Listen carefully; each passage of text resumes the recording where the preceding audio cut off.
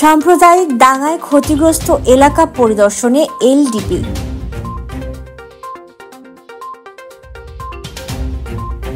রাঙামাটিতে সংগঠিত সহিংস ঘটনায় কর্নেল অলির নির্দেশনায় ক্ষতিগ্রস্ত বিভিন্ন এলাকা পরিদর্শন সহ ক্ষতিগ্রস্ত ব্যবসায়ী ও পরিবারের সঙ্গে কথা বলেছেন রাঙামাটি জেলা এলডিপির নেতৃবৃন্দ।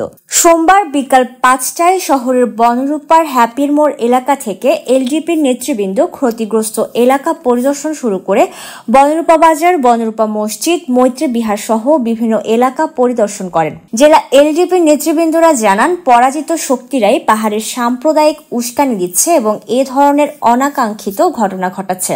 রাঙামাটিতে সংগঠিত অনাকাঙ্ক্ষিত ঘটনায় ক্ষতিগ্রস্ত বিভিন্ন ধর্মীয় প্রতিষ্ঠান, ব্যবসায়িক প্রতিষ্ঠান, ক্ষতিগ্রস্ত সাধারণ ব্যবসায়ী ও পরিবারের সঙ্গে আমরা কথা বলেছি এবং তাদের পাশে থাকার জন্য এলডিপির পক্ষ থেকে আশ্বাস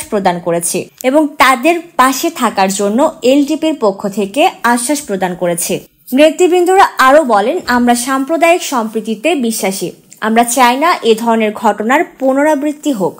সাম্প্রদায়িক দাঙ্গা রোধে আমরা পরস্পরের মাঝে সম্প্রীতি গড়ে তুলতে হবে এবং গুজব হতে সজাগ ও সতর্ক থাকতে হবে।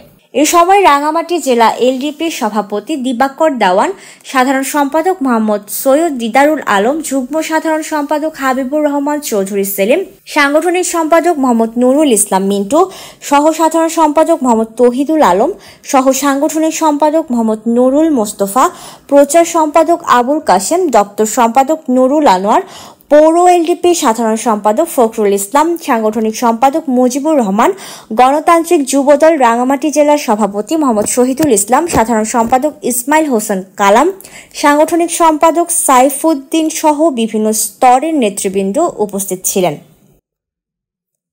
Desk report, CHD TV।